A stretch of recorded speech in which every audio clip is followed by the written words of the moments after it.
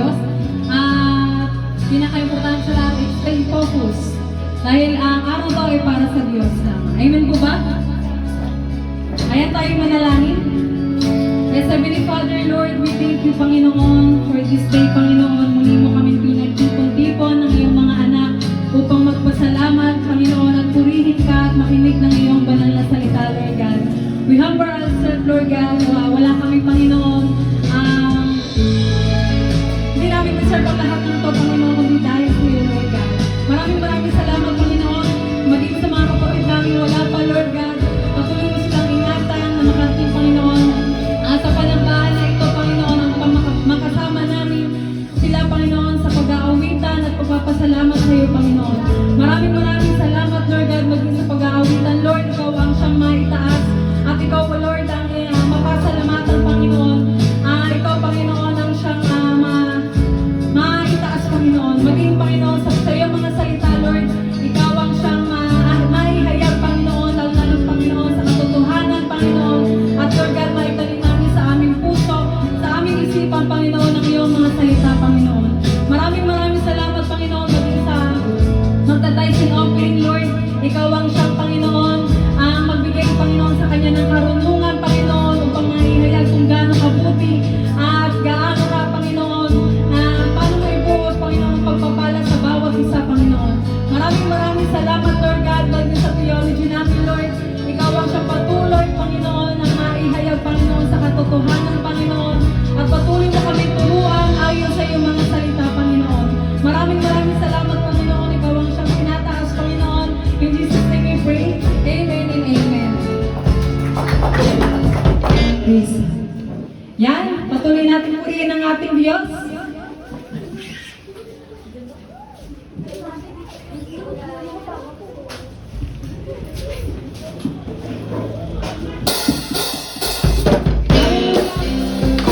may tuwas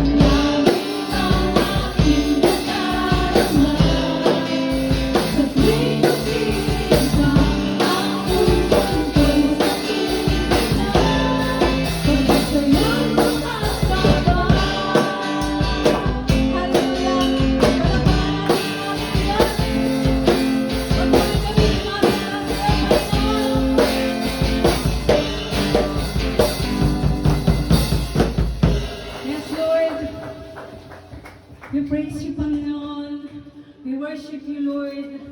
Patuloy ka namin pupurihin, Panginoon. Hindi kami magsasawa, Panginoon. Pasalamatan ka, O God. Kaya, Panginoon, deserve mo lahat ng ito, O God. Hallelujah. Continue to worship. Hallelujah.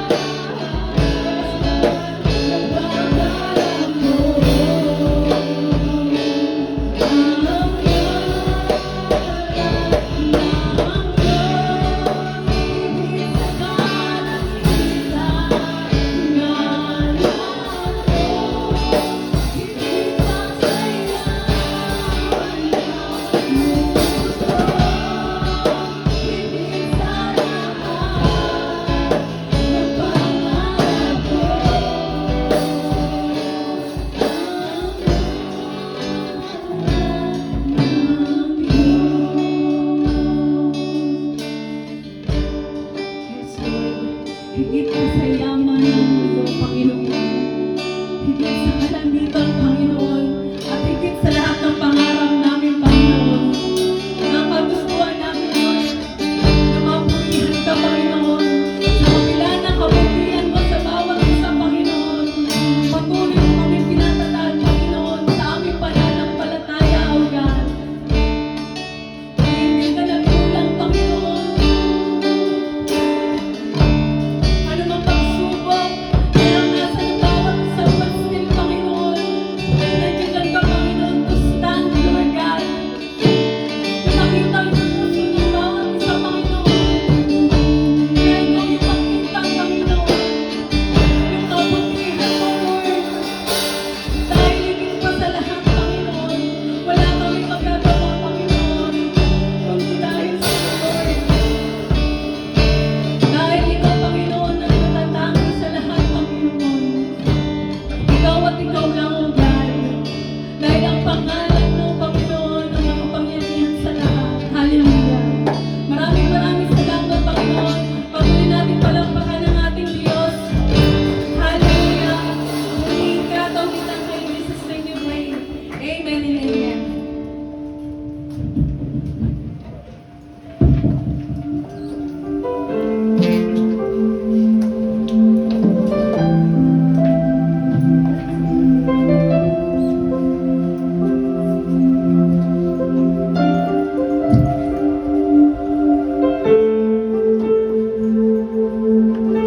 Manatili pong nakatayo bilang paggalang sa pagbasa ng salita ng ating Panginoon hango sa sulat ni Lucas kay Teopilo sa Gawa chapter 9 verse 13 to 16. Sumagot si Ananias, Panginoon, marami na po akong nabalitaan tungkol sa taong ito at sa mga kasamaang ginawa niya sa iyong mga hinirang sa Jerusalem. At naparito siya sa Damasco, taglay ang kapangyarihang galing sa mga pinuno, pari, sa mga Hudyo, upang dakpin ang lahat ng tumatawag sa iyong pangalan.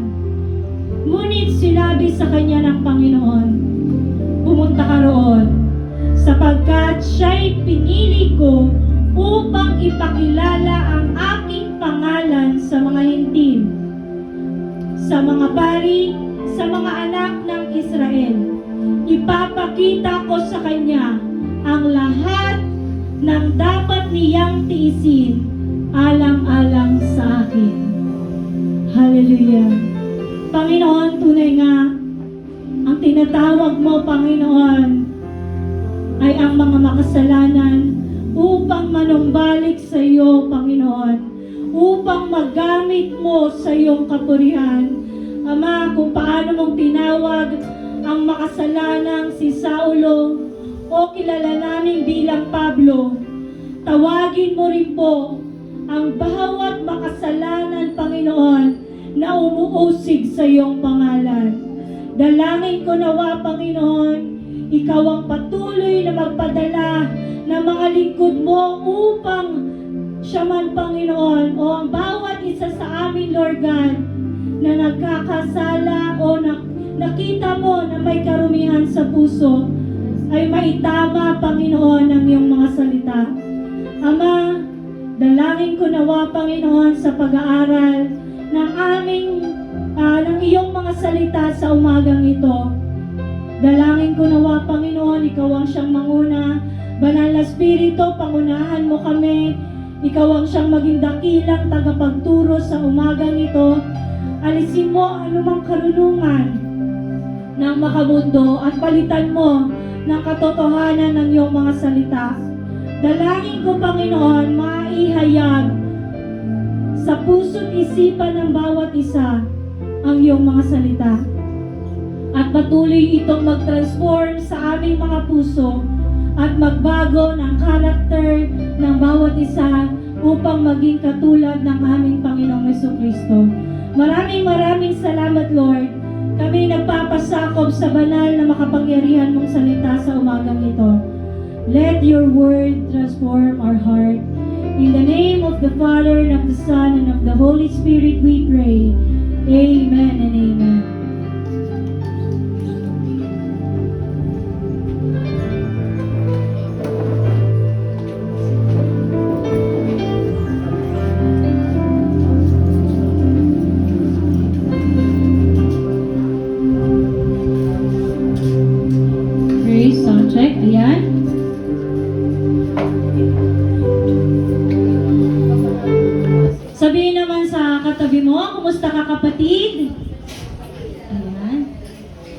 So tayo bibili na ng bagong ilaw, medyo madim na yung ilaw natin, masakit sa mata.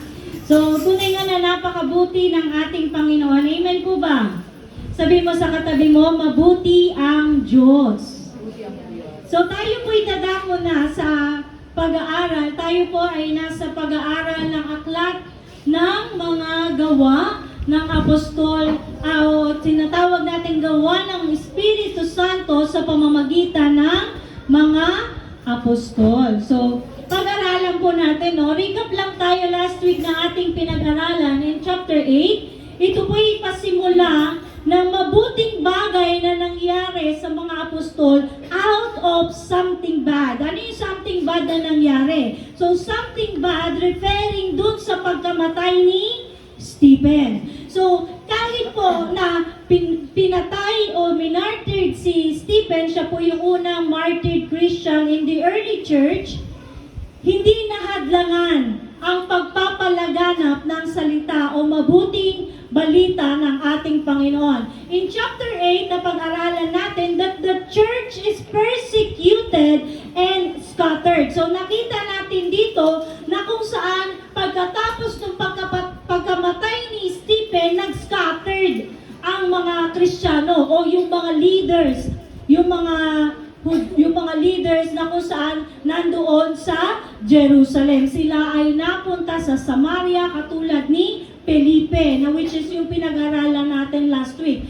And Christ is preached in Samaria, which is, alam natin na ito po yung pinahayag ng ating Panginoon bago siya ma-ascend sa langit. Darating ang banal na Espiritu na kung saan they will be baptized, the apostles and the believers will be baptized, and they will be empowered by the Holy Spirit. They will send to Jerusalem, Galilee, Samaria, and up to the ends of the earth. So ayun po yung nangyari after ng chapter 7, na kung saan ang pagkamatay ni Stephen. The sorcerer's profession of faith. So, sino ba itong sorcerers na ito sa wala po nung last week? Ito po ay si Simon Damagus, yung tinatawag natin the magician. Siya po yung gumagawa ng himala sa pamamagitan ng magic, o salamangka.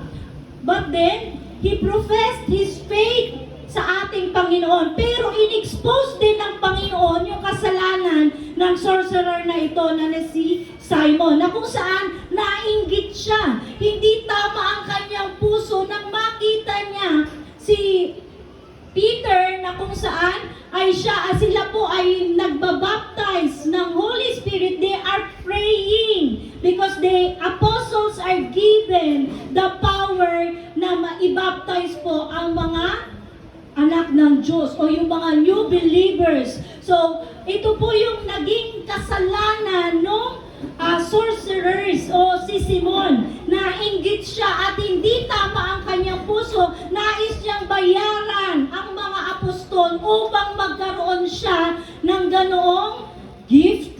Pero sinabi nga, hindi niya, nirebuke siya. Right then and then, nirebuke po siya ni Apostol Pedro. And sabi dito, the Christ is preached to an Ethiopian. So, pinahayag po ang Panginoong Jesucristo doon sa Ethiopian. So, sino tong Ethiopian na to? Siya po ay nangangalaga ng kayamanan ng reyna ng Ethiopia o tinatawag natin Candace.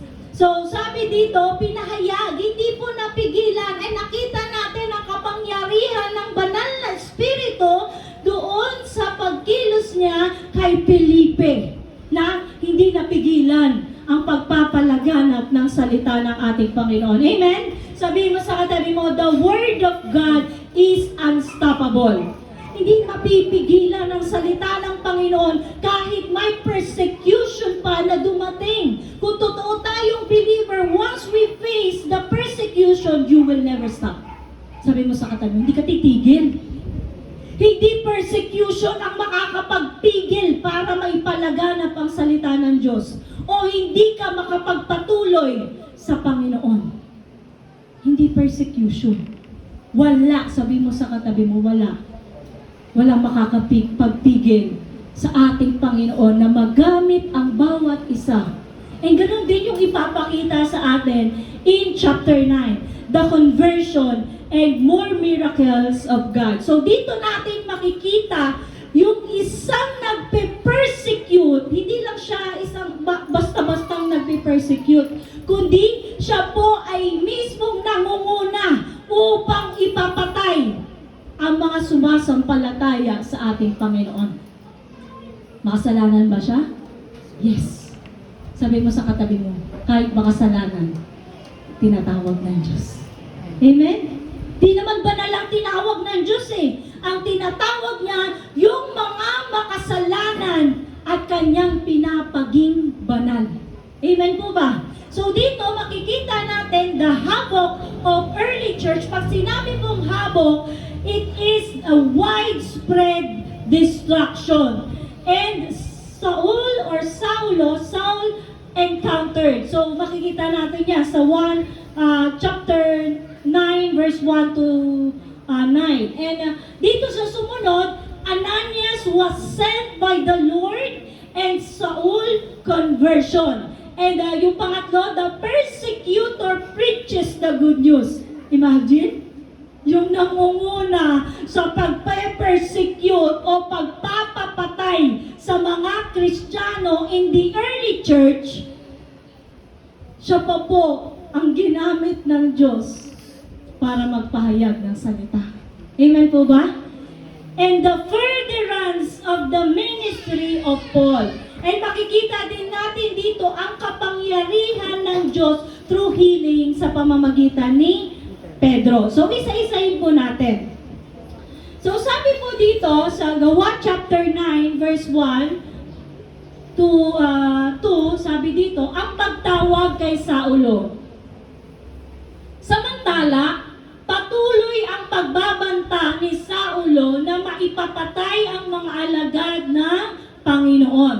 Lumapit siya sa pinakapinunong pari ng mga Hudyo at humingi ng mga sulat para sa mga sinagoga sa Damasco upang madakip niya at madala sa Jerusalem ang sino mang lalaki o babae na matagpuan roong kaanib sa daan ng Panginoon o tinatawag nilang the way. So, kung makikita natin dito, bakit sa sinagoga? Kasi sabi nga nung ating napag-aralan nung una, they are not allowed to preach outside. And the scroll that they are reading, hindi po matatagpuan yan, hindi katulad dito sa panahon natin ngayon, may mga library. And sa panahon natin ngayon, one click lang sa Google, makikita mo na lahat ng history. And yung tinatawag na scroll, matatagpuan lang yan sa loob ng sinagoga. Sabi nga, di ba, mahal po yung scroll na yan. And the apostles, they could not afford to buy that scroll o yung tinatawag nating scripture o biblos. So kung makikita natin dito, sa sinagoga, humingi itong sa pinakapinunong pare, pumunta si Saulo para humingi ng sulat para ipadakip itong mga sumasampalataya o tinatawag na kaanib ng the way o daan ng Panginoon, lalaki o babae, kung sino man ang matagpuan sa sinagoga ng Damascus. So sabi dito sa sumunod, kung makikita natin saan ba itong Damascus na ito. So from Jerusalem, ito po yung daan pa Damascus na pupuntahan at lalakbayin ni Saulo. Ganyan po kalayo. So, ayan. And kung makikita natin, Paul's road to Damascus, and sabi dito, it is approximately 130 to 150 miles papuntang galing Jerusalem to Damascus. And ayun po, yung dadaanan ng ating ni Saulo para hulihin, ipapatay ang mga kaanib ng daan. So, sabi po dito, naglakbay si Saulo papuntang Damasco. At nang siya'y malapit na sa lungsod, so hindi pa siya exactly nasa Damasco, ha? Nung siya ay encounter niya yung Panginoon. So, nang malapit na siya sa lungsod ng Damasco, biglang kumislap. So, imagine po ninyo, use your biblical imagination. Biglang kumislap sa paligid niya ang isang nakakasilaw na liwanag mula sa langit. Natumba siya sa lupa at narinig niya ang isang tinig na nagsasabi, Saulo, Saulo, bakit mo ako inuusig? Sino kayo, Panginoon? Tanong niya. Ako si Jesus ang iyong inuusig. So kung titingnan natin dito, hindi pa nagpapakilala sa unang pagtawag ng Panginoon kay Saulo. Nung nag-ask lang siya, sino kayo, Panginoon? Pero ina-address niya na Panginoon. Bakit kaya? Sabi ng mga nag-aral, na mga commentary, mga Bible scholar, that through the blinding, alam niya, na ganun din, through the blinding, the supernatural light from the heaven, ito yung direct and personalized message. Kasi siyempre, di ba, galing sa langit. And yung mga, alam naman ni Saulo na ganun yung encounter ng mga naunang mga propeta.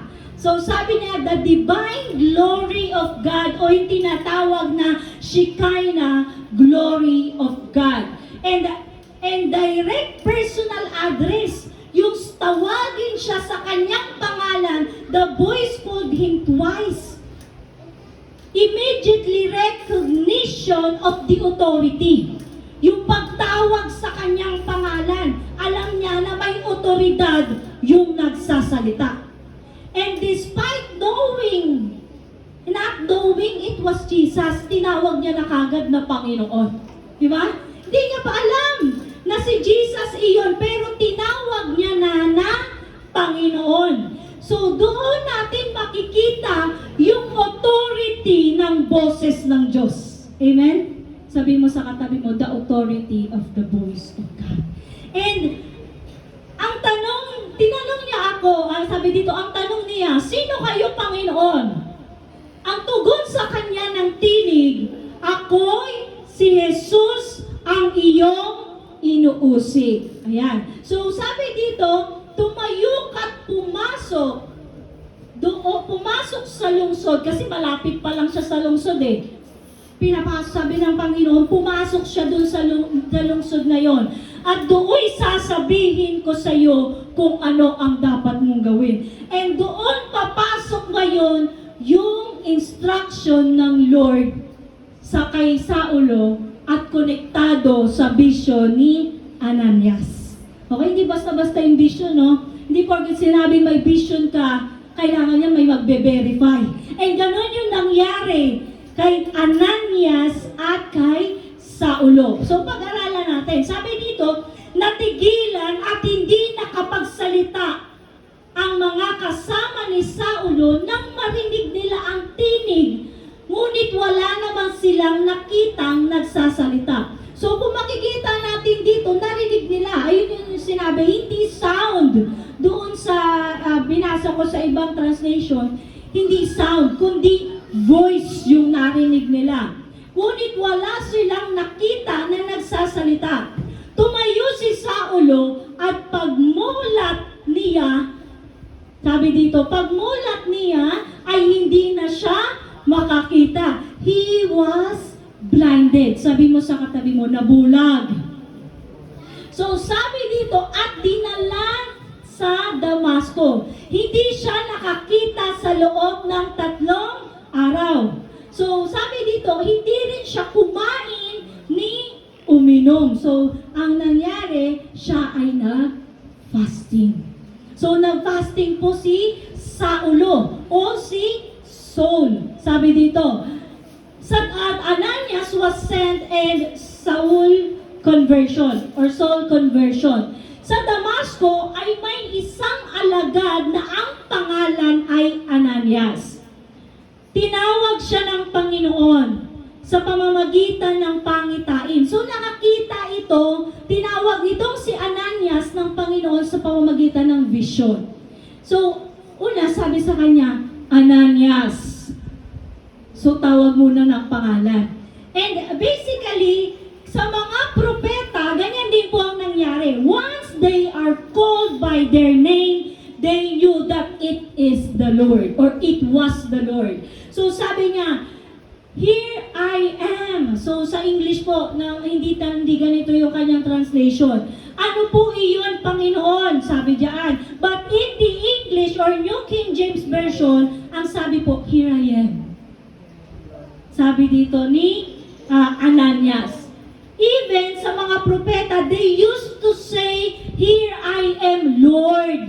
Narito ako, Panginoon. Nakikinig. Sabi mo sa katabi mo, nakikinig. Ganon din yung pagkatawag kay Samuel, kay Amos, kay Jeremiah. They used to say, here I am, Lord. When we listen or when we hear that the Lord is speaking to us, what do we say? Si Lord ba talaga yun? Diba? Or here I am, Lord, speak. But in our case, hindi na natin siya maririnig ng ganon. Because we have the full reference in the Bible. Kung ano yung dapat natin gawin. Amen? Sabi mo sa katabi mo, that's your manual. When you wanna speak to God, speak through His Word. The Lord will speak in His Word. Magsasalita siya sa pamamagitan ng kanyang mga salita. Kaya sabi dito, pumunta ka, ito ngayon yung instruction kay Ananias. Hindi po ito si Ananias yung namatay doon sa ibang Ananias po ito. Siya po ay Ananias na kung saan leader din o disciple din in Damascus. Pumunta ka sa kalyeng tinatawag na Tuwid, sa bahay ni Judas, at ipatong mo ang ipagtanong mo ang isang lalaking taga-Tarso, ang pangalay Saulo. Siya'y nananalangin ngayon sa isang pangitain because Paul, he fasted.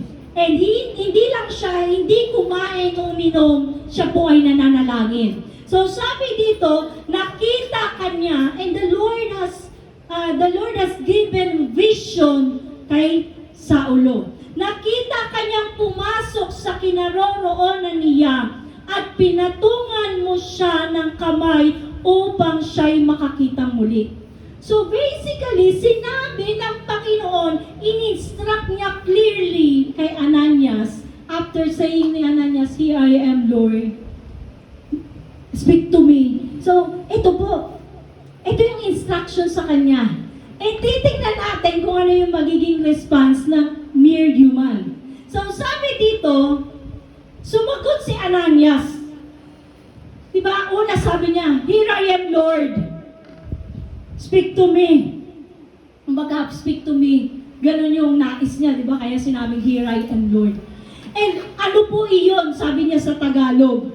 And kung makikita natin dito, pagkasabi ng instruction na alam niyang nanggaling sa Diyos, syempre nga naman pagka ang tao, in-instruct ka na nakausapin itong makasalanang ito dahil katulad ni Jonah. Noong si Jonah ay inutusan ng Panginoon na pagsabihan, bigyan ng warning ang mga taga-Ninive, ano yung kanyang initial reaction? Ayaw niya. Di po ba? Saan siya tinakasan niya ang Panginoon? Di po ba? Kasi alam niya masama yung mga taga-Ninive. Ano yung gusto ni Jonah? Wasakin! Patayin ang mga taga-Ninive! Ganun yung ating pumapasok sa isip natin kapag may taong nagkasala. Amen po ba? Mamatay! Parusahan! Pero hindi ganun yung kalooban ng Lord. God is merciful. Kinikilabutan mo. Sabi mo sa katabi mo, God is merciful. And sabi dito, Panginoon, marami na po akong nabalitaan tungkol sa taong ito at sa kasamaang ginawa niya sa iyong mga hinirang sa Jerusalem. So alam niya. Alam ni Ananias. At naparito siya sa Damasco, taglay ang kapangyarihan galing sa punong hari ng mga Hudyo upang dakpin ang lahat ng tumatawag sa iyong pangalan. Yung purpose talaga ni Saul ganun. Patayin yung mga taong kaalib ng the way. But God's purpose is different. Sabi mo sa katabi, may purpose ng Lord. Di ba ba? Isan yung gusto natin eh. And God has reminded me something. And God is really good. Sabi dito, ngunit sinabi sa kanya ng Panginoon, pumunta ka roon sapagkat siya'y pinili ko upang ipakilala ang aking pangalan sa mga hintil, sa mga pari, sa mga hari, at sa mga anak ng Israel. So that is ayun yung purpose ng Panginoon. Ipakita o ipakilala ang pangalan ng ating Panginoong Jesus sa mga Gentiles. Actually, Saul hindi lang siya sa hintil.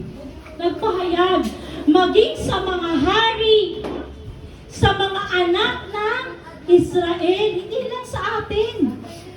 Kundi ang instruction ng Panginoon, ipakilala siya o makilala siya sa pamamagitan ni Saulo. Ba't hindi lang yun? Sabi mo sa katabi mo, hindi lang iyon. Hindi madali. Sabi dito, ipapakita ko sa kanya ang dapat niyang tiisin alang-alang sa akin. When we serve the Lord, or when we are called by the Lord, there is always suffering. Sabi mo sa katabi mo, may suffering. Hindi yan bedo process. It is not like being, tinitingala. Hindi po ganun. Pinakita dito ni ng Panginoon kay Ananias, hindi lamang ang pagkatawag ng Panginoon kay Saulo, kundi yung mga sakripisyong kanyang dadanasin alang-alang sa Panginoon. Sabi mo sa atin mo, the sacrifices that he was about to experience. Amen? So sabi po dito sa sumunod, pumunta si Ananias sa naturang bahay at pumasok dito. So ginawa ba ni Ananias? Yes. And alam mo ba ang maganda po sa New King James Version?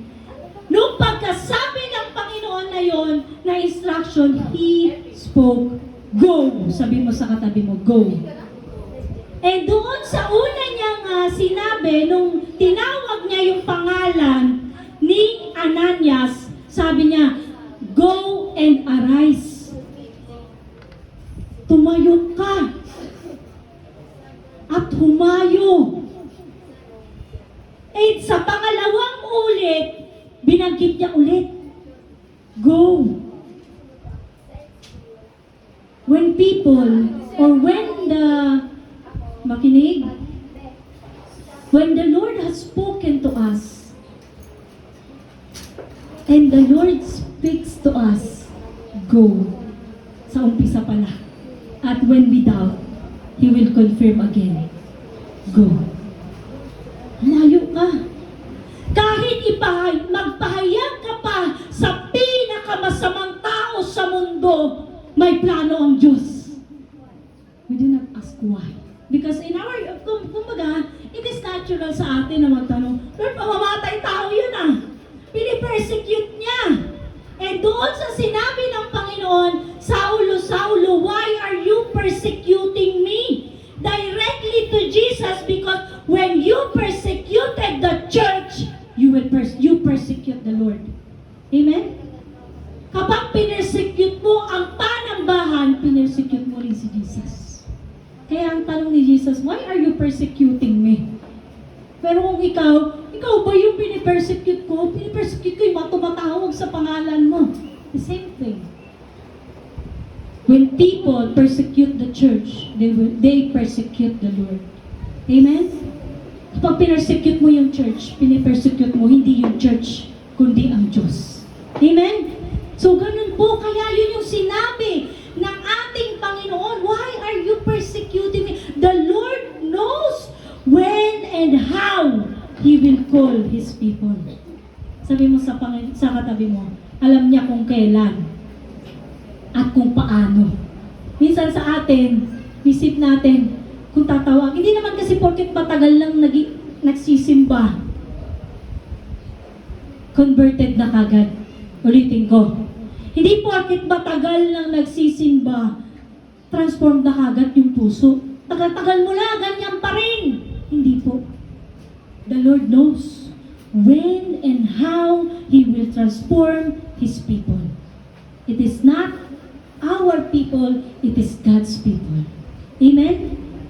Kaya sabihin mo, alam ng Diyos kung kailan itatransform ang tao. Minsan, sa paraan natin, hindi natin maunawaan. Bakit siya pa? Mamamatay tao siya. Makasalanan siya. Isa lang masasabi ko at natutunan ko. When we receive the mercy of the Lord, this mercy we will give to the very person na nagkasala. Amen? Sabihin mo sa katabi mo, have mercy to others. Kahit mabigat, kahit masakit, let us give the mercy of the Lord. And Damascus, sabi dito, Saul was not seeking Jesus when Jesus sought him. Di naman hinahanap ni Saulo si Jesus nung natagpuan niya o na-encounter niya si Jesus. Amen? Saul was decided against Jesus. Kahit di niya nakita si Jesus. I mean, hindi niya pa na-encounter si Jesus. But Jesus decided for Saul. Hindi siya yung humanap. Sabi nga sa kaya yun mauunawaan natin yung sinabi ni Pablo sa mga taga-Roma. Walang humanap sa Diyos. Walang matuwid. Walang kahit isa. 3, balabaliktad ko yung verse. Chapter 3, verse 10 to 11. Walang humanap sa Diyos. Walang matuwid. Walang kahit isa. Walang humanap sa Diyos. Sabi mo sa katabi mo, mapalad ka. Kasi hinahanap tayo ng Diyos. Not vice versa. Hindi natin hinahanap. Si Saul hindi niya hinahanap ang Panginoon. Nung time na ito, ang nais niya ipapatay. Kasi he was religious, devotedly sa kanyang reliyon, which is Judaism. Ayaw niya na mahati ang Judaism dahil sa Christianity o dahil kay Kristo. He just heard the name, but he doesn't know. He didn't know who is Jesus or who was Jesus that time until the Lord ang nagpakilala sa kanya. Amen? Na-encounter niya mismo. So sabi dito, kapatid na Saulo. So, una, di ba? Kung makikita mo, hindi address na kapatid ang sasabihin sana dito ni Ananias. Pero ito yung sinabi niya, accepting the brotherhood. Di ba? Kasi nga, he was instructed by the Lord Sometimes hindi natin matawag na kapatid ang isang makasalanan until the Lord spoke to us. And the Lord is rebuking me right now. Kasi minsan ang hirap talaga tawagin ang isang kapatid na makasalanan. But then, when you look back sa past mo, you were also sinner. Di ba? You were also sinned against the Lord. And ganun po, kapatid na Saulo. Sabi dito, pinapunta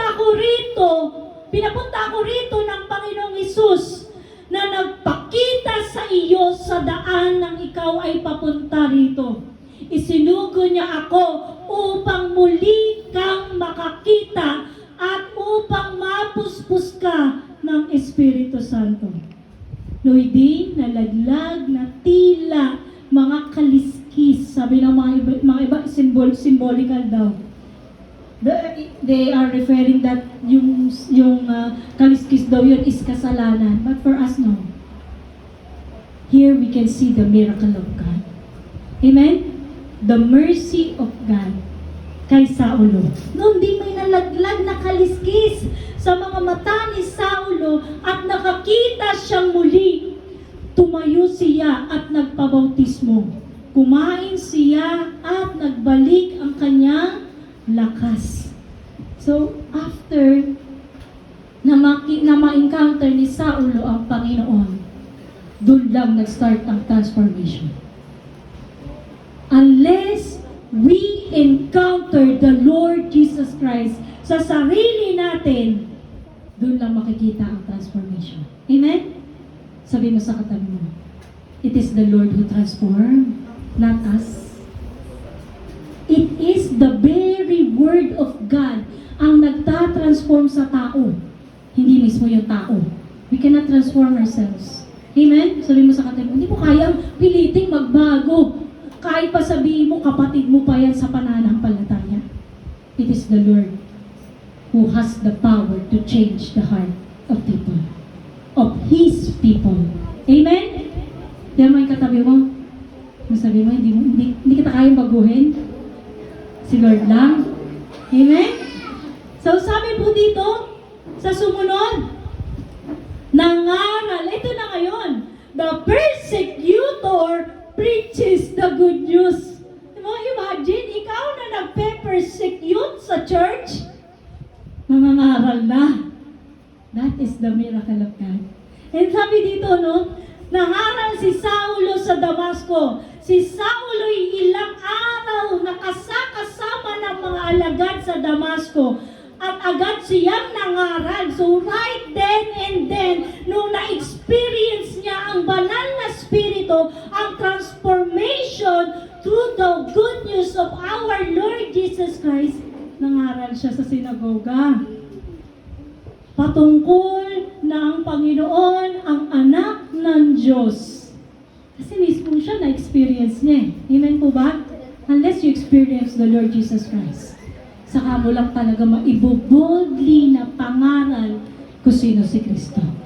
Kasi in our human nature, we are ashamed.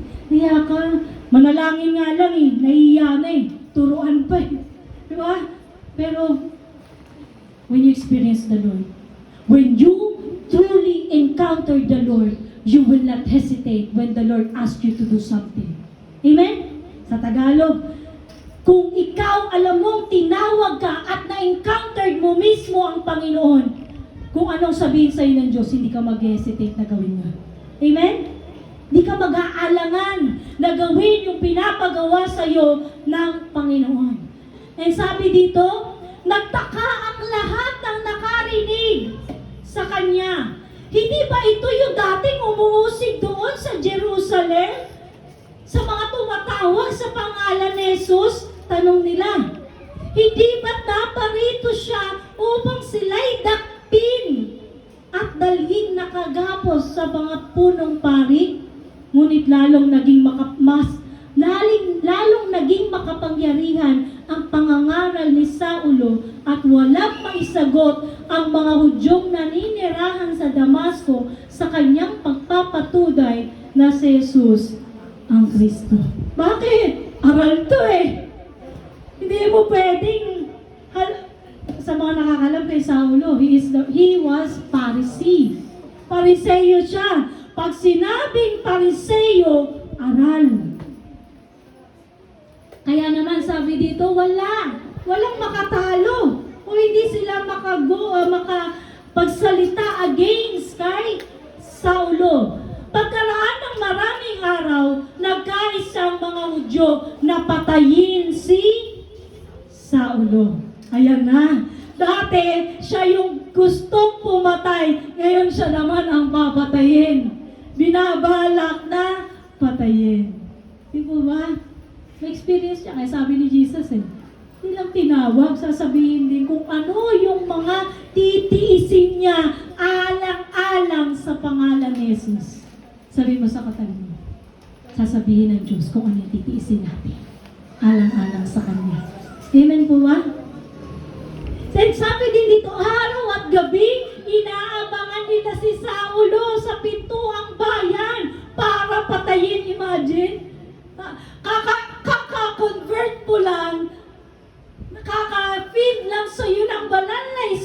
dito, doon na siya kagad. Entered niya na kagad yung kamatayan. Amen? Natakot ba si Saulo? Hindi. Mas natakot pa nga yung mga tao doon eh. Di ba ba? Sabi dito, kaya isang gabi, ito naman maganda, nilagay siya ng kanyang mga alagad sa isang basket. Siguro malaking basket na yun kasi kasya si Saulo eh. At ibinaba sa kabilang pader. Di ba? Nag-over the backod pa si Saulo. Pero ganun kabuti ang Diyos. Kasi hindi mahadlangan ng mga taong binabalak na patayin siya para maipalaganap ang salita ng Diyos. Sabi mo sa katabi, walang makakahadlang. Amen po ba? And sabi din dito sa sumunod, si Saulo sa Jerusalem. Pagdating ni Saulo sa Jerusalem, so balik siya ulit sa Jerusalem. Galing Damasco. Sinikap niyang mapabilang sa mga alagad doon. Ngunit silang lahat ay takot sa kanya. Di ba ba? Siyempre, papatay yan eh. Di ba? Dahil hindi sila makapaniwala sa makapaniwalang isa na siyang alagad. So, alam natin yung initial reaction ng tao. Talagang makapaniwala. Pero sabi dito, subalit dinala siya ni Bernabe sa mga apostol at isinalaysay nito si Bernabe po, siya po ay the same person na nagbenta ng ari-arian at ibinagay sa paanan ng mga apostol. Kay Bernabe. And sabi nga ng mga komentary, hindi siya related kay Saulo. Hindi niya kilala si Saulo. Pero narinig niya yung mga ginawa ni Saulo nung siya ay na-convert. And enough na yun para maniwala siya na ang Diyos ang tumawag kay Saulo. Amen? And sabi dito, sinalaysay nito sa kanila kung paano nagpakita at nakipag-usap ang Panginoon kay Saulo nang ito'y nasa daan papunta sa Damasco. Sinabi rin ni Bernabe na buong tapang na nangaral sa Damasco si Saulo sa pangalan ni Jesus. Diba? Paano masabi matapang? Kasi papatayin na nga siya eh. Pero hindi siya natakot na ipangaral. Amen? Mas natakot pa nga yung mga tao kaya inihulog siya sa kabilang pader, sa bakod, para patakasin. And sabi dito sa sumunod, kaya mula noon, si Saulo kasama na nila sa buong Jerusalem at buong tapang. Nakita niyo yung courage ni Paul, ni Saulo. Sabi dito, buong tapang na nangaral doon sa pangalan ng Panginoon. Nakipag-usap din siya at nakipagtalo sa mga Helenista. So alam naman natin kung ano yung mga Helenista. Sila po yung mga naka-adapt na ng Griego culture. Not only the words of Greek but also culture. Because the original word from the Old Testament is Hebrew and Aramaic. Diba? Pero dahil nga napasok na sila ng mga Griego, na-adapt na nila yung culture and yung language ng mga Griego. Kaya ang tawag sa kanila ay Helenista. Amen po ba? So sabi dito, nalaman ito ng mga kapatid. Kaya't inihatid nila si Saulo sa Caesarea at pinauwi sa Tarso. Diba? Yung mga kapatid pa. Yung mga nag-alala. Pero si Paul talaga, kung si Paul lang yun, talagang hindi siya titigil na ipangaral ang Panginoon. Kaya ang iglesia sa buong Judea, Galilea at Samaria ay naging papayapa at matatag. At patuloy silang namuhay na may takot sa Panginoon. Hindi takot sa tao, ha? May takot sa Panginoon. At sa tulong ng Espiritu Santo, lumago sila. Sabi mo sa katabi mo, sa tulong ng Espiritu Santo. Amen? Kahit may persecution na nagaganap, sa tulong ng Holy Spirit, lalago ang iglesia. Amen? So sabi po dito sa sumunod, nagpunta si Pedro sa Lida at sa Joppa. So God's power through healing of healing through Peter. Nagpunta si Pedro sa Lida at sa Joppa. Naglakbay doon si Pedro sa mga bayan-bayan upang dalawin ang mga hinirang ng Panginoon. Pagdating niya sa Lida, natagpuan niya ang isang lalaking nagngangalang Eneas. Ito'y isang paralitiko at 8 taon nang nakaratay. Sinabi sa kanya, Eneas, pinagaling ka ni Jesus, tumayo ka't iligpit mo ang iyong higaan. At agad siyang tumayo. And again, hindi na-stop yung miracle na ginawa ng Diyos sa pamamagitan ng mga apostol. Amen? At agad siyang tumayo. Nakita siya ng lahat ng naninirahan sa Lida at Saron at sila'y sumunod sa Panginoon. And initially, alam natin ganun yung magiging response ng mga tao once they saw the miracle of God. And sabi po dito, sa sumunod, sa Joppa naman, may isang babae ng pangalan ay Tabita, na sa wikang Griego, ang kanyang pangalan ay Dorcas. O sabi dito, sa Aramaic, ang pangalan niya ay Gazelle, o yung deer, sabi dito. At sa Hebrew, ang pangalan niya ay Dorcas. And sabi dito, ng ating ng kwento ng ating Apostol Lucas, ginugol niya ang kanyang panahon sa paggawa ng kabutihan at pagkakawang gawa. At ng araw na iyon, nagkasakit siya at namatay.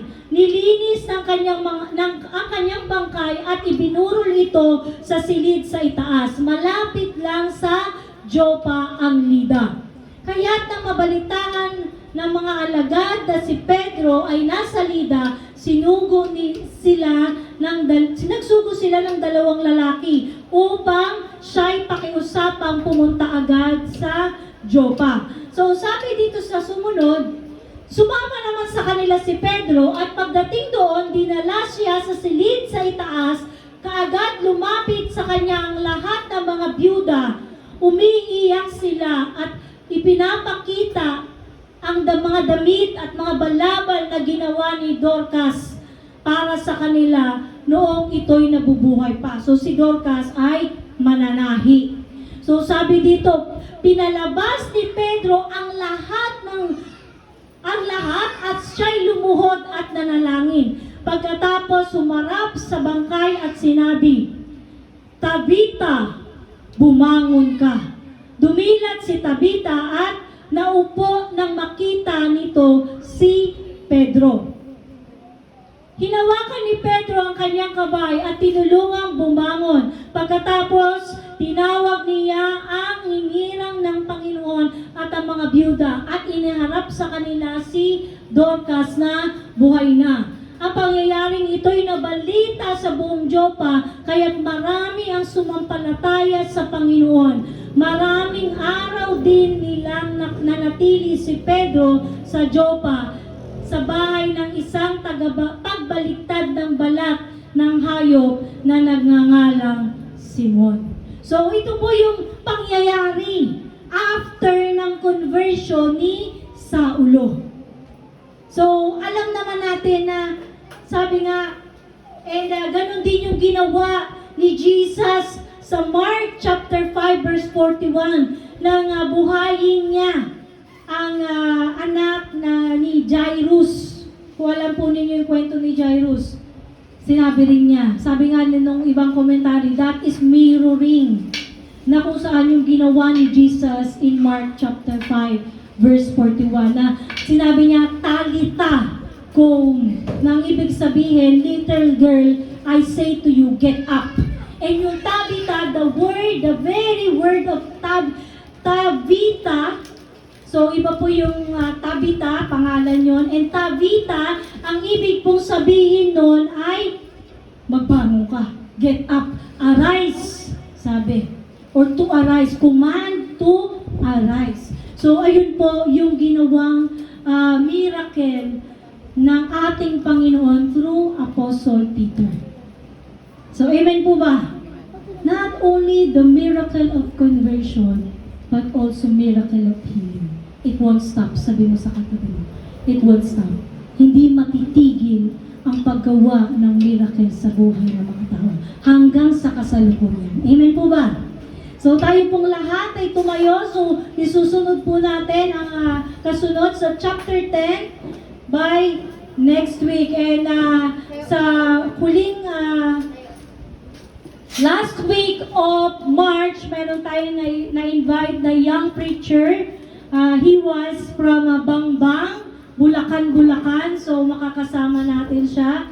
At nawa, ipasama po natin sa panalangin so that he can also encourage the believers in this church. So, ating pong napag-aralan, the conversion and more miracles of God, and even the widespread destruction of the early church sa pamamagitan ni Saulo.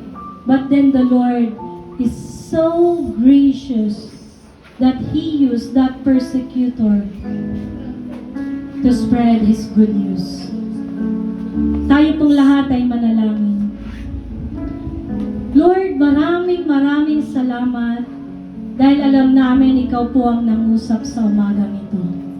Salamat sa iyong mga salitang aming tinanggap. Salamat, Panginoon, for letting us to understand your will upon our lives. Even the worst sinners, Panginoon, in this world, you can transform the heart. Because you are gracious God. And Lord, we pray sa mga kakilala namin, Panginoon, na nagkakasala o even nagawan kami ng kasalanan, Panginoon, allow our hearts, O God, to have mercy on that person, Panginoon.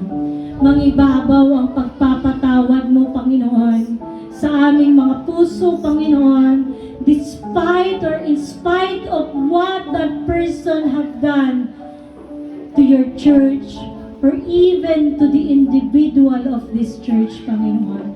Even sa body mo, Panginoon, kung meron man kaming kakilala na nagawa ng pagkakasala ang mga kapatid, Panginoon, sa pananampalataya. Allow us, Lord, that your mercy and your forgiveness ang siyang maghari sa aming mga puso.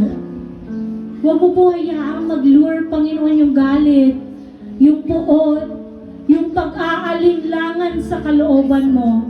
Bagkus, Lord, katulad ni Ananias, kung paano mong binerify that he should go, allow us, Lord God, speak to us to go and approach that person, Panginoon, not only to rebuke, but also to let him see that you love him, that you are so merciful, Panginoon, sa kanyang buhay. And Lord, allow us, Lord God, na makita namin yung transformation sa puso na mga kapatiran, Panginoon, or even the unbeliever, Lord, na nagkasala. Hayaan mo makita namin na Ikaw ang siyang makapangyarihang Diyos, na may kakayahang magbago at kumilos, sumupin sa iyong mga tinatawag, Panginoon. Allow us to trust your will. Allow us, Panginoon, na alisin anumang hesitation sa puso namin to listen to your word, to listen to the instruction, Panginoon, sa buhay namin. Ama, maraming salamat, Panginoon. Kung paano mo kaming inibig, hayaan mo, Panginoon, mangibabaw ang pag-ibig sa aming mga puso. And I pray for the divine protection of each and every one of us. Lalo na po sa nagaganap, Panginoon, na gyera sa kabilang, sa Middle East, and even yung mga tension sa iba't ibang bansa, Panginoon, na nais makigulo, Panginoon, dito, o makisangkot, Panginoon, sa gyera sa between Israel, America, and also Iran, Panginoon. Lord, I pray, alam ko pong kalooban mo na maganap ang mga bagay na ito, Panginoon. We only pray, Lord, that you may protect her people, bansang ito, Panginoon. And hayaan mo, Lord God, mas ma-spread ang good news mo, Panginoon. Despite ang nararanasan ng bawat mga bansa, Panginoon, sa Middle East, hayaan mo na hindi mapipigil ang paglaganap ng iyong mabuting balita. Hindi mapipigil ang conversion, Panginoon, ang transformation, Lord, ng mga unbeliever na makabalik sa iyo at magkaroon ng total repentance. Lord, I pray that let your will be done, Panginoon. Sa mga nagaganap na ito, makita namin that you are sovereign, that you are powerful, that you are all-knowing God who knows everything. This we pray with full of thanksgiving, trust, and faith in Jesus' name. Amen and amen. Palakpakan natin ang ating Panginoon.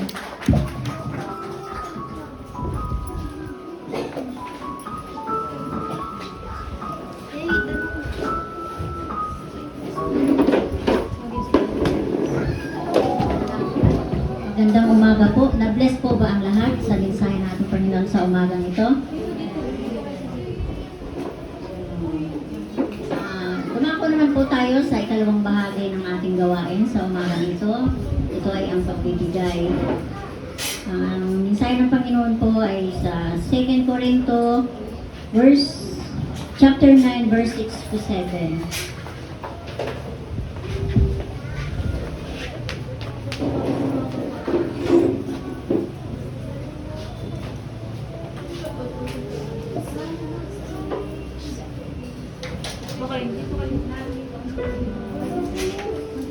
So, verse 6, tandaan ninyo, ito ang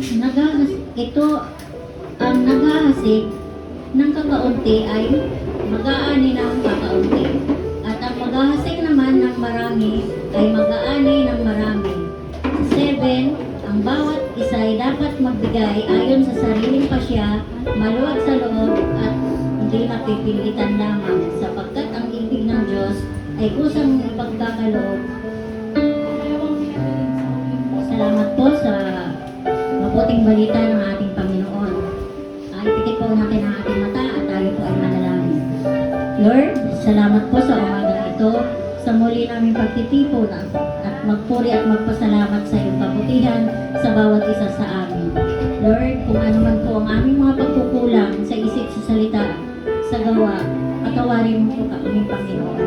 At ano man po ang aming mga pagkakasala, Lord, ito ay linisin mo, Panginoon, ang aming mga puso at isipan, Panginoon, upang malaya po kaming magpasalamat at magpuri sa iyo, Panginoon. Lord, maraming salamat po, Panginoon, sa araw na ito, sa pagkakataong ito na ako'y iyong magamit sa iyong ubasan, Panginoon. Lord, gamitin mo lamang po ang aking mga labi upang maging daluyan ng iyong banal na salita, Panginoon. Tago mo ako sa iyong likuran at ikaw po, Panginoon, ang hayhayag sa pangalan ng iyong anak na si Jesucristo sa kapangyarihan ng banal na Espiritu. Amen. Ang mensahe po na ito ay paalala po ito ni Pablo sa mga taga-Corinto. Ang pagbibigay. Dito po, sa 2 Corinto 9 verse 6 to 7, ay nagtuturo na ang pagbibigay ay parang pagtatanim lamang. Ang masagana na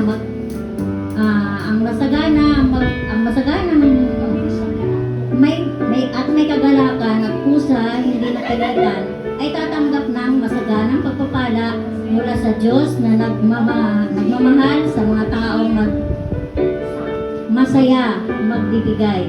Ito ay prinsipyo ng pananampalataya, tiwala at paglilingkod sa Diyos. Dito may 3 punto tayo.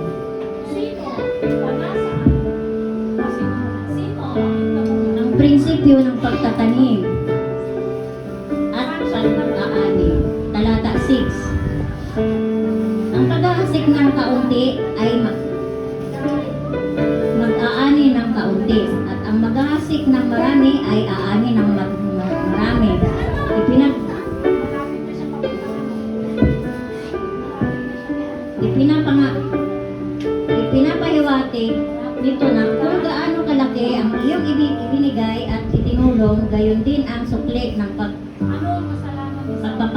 ng Diyos. Hindi lang sa material, kundi pati sa spiritual.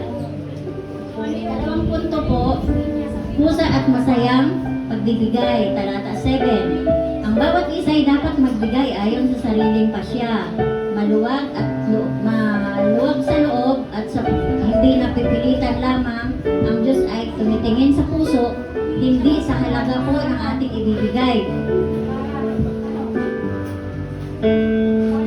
Hindi niya nais na ang pagbibigay na may hinanakit o dahil lamang sa obligasyon. Hindi kusang loob po ito. Pagbabalik sa Panginoon ang pasasalamat dahil sa kabutihan at pagpapala niya na ikinigay sa atin. Baga, ano man ang ginagawa natin ay nagmumula sa Diyos lahat. Wala tayong pag-aari dito sa mundo, dito sa lupa. Trabaho, nagmumula sa Diyos. Kung ano ang buhay natin ay nagmumula sa Diyos. Dahil ganun na tayo kamahal, binigay niya yung kanyang anak na bugtong para sa atin. Para tayo'y maging malaya at maging karapat-dapat sa kanyang pag-ibig. Katatlong punto, kagalakan sa puso, talata 7, sapagkat iniibig ng Diyos ang pusang magbibigay nang may kagalakan. Ang tunay na pagbibigay ay may pagmamahal at pagpapasalamat at tiwala na ang Diyos ng mayroon tayo ay galing, kung ano man ang mayroon tayo ay galing sa Diyos. Kaya hinihikayat ang lahat magbigay ayon sa nilalaman ng ating puso. Hindi napipilitan lang, hindi niya tayo tinitignan kung gaano man kalaki ang ibibigay natin. Basta ito'y nagmumula sa ating puso. Barya man ito, buo man ito, basta tayo'y nagbibigay, pagbabalik pasalamat sa ating Diyos. Dahil hanggang ngayon, halimbawa ako, umabot na ako ng 60. Ito'y pagpapala ng Panginoon. Dahil sa anumang pagsubok na dumating, kahirapan, kapighatian, kasakitan, pero pinaglaban niya ako. Binigyan niya pa ako ng mahabang buhay. Next year, 61 ako. Kaya thankful ako sa Panginoon Diyos na nagbigay ng lahat ng mayroon tayo. Kaya salamatan natin ang Panginoon.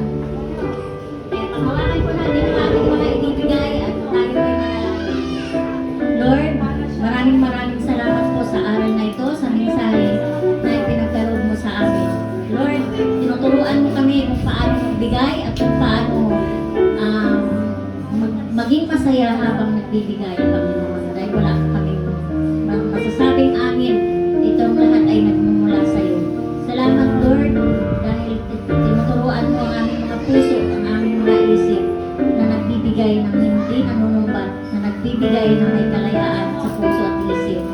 Maraming Lord, salamat. Ang aming ibibigay na ito, Lord, ay aming itinatanim o aming ibinibahagi sa iyo bilang pasasalamat at pagbabalik ng pasasalamat sa iyo, Panginoon, upang ang mga aming ibibigay, Panginoon, ay magamit mo sa iyong bahay panambahan, Lord. Basbasan mo ito, Lord, na maging masagana, Panginoon, para sa iyong bahay panambahan. At ito, Lord, ay magamit sa anumang pangangailangan ito, Panginoon, Lord God. At kung ano man po ang aming mga pagkakasala sa aming pagbibigay, Panginoon, patawarin mo po kami, Lord. Dahil ikaw lamang po, Panginoon, ang nakakabatid ng aming mga puso at isip. Lord, salamat. At sa mga may hanap buhay, Panginoon, patuloy mo silang pagpalain. Bigyan po ng kalakasan, pagmamahalan. Ang mga pamilya, Panginoon, ay pagkaisahin mo sa isang pag-ibig, sa isang pananampalataya. Panginoon, maraming salamat po. At ang mga may negosyo, Panginoon, patuloy mong palawakin ang kanilang negosyo. Basbasan mo po ito at makapagbalik din po sila ng pasasalamat sa iyo, Panginoon. Ang mga wala pa pong trabaho, nangako ka, Panginoon, na magbubukas ka ng maraming pintuan para sa kanila, Panginoon. Ikaw magkakalob sa kanila ng trabaho, Panginoon, na magamit sa kanilang mga pamilya, Panginoon. Dahil wala po kaming gayang gawin, Panginoon, kung kami po ay wala sa iyo, Panginoon. Maraming salamat po. Ang aming ibibigay, Panginoon, ay basbasan mo ito, Lord, na maging kalakasan ng bawat isa sa amin, Panginoon. Lord, maraming salamat po. Ito ang aming samot dalangin sa pangalan ng Panginoong Jesucristo, sa kapangyarihan ng banal na Espiritu. Amen. Amen.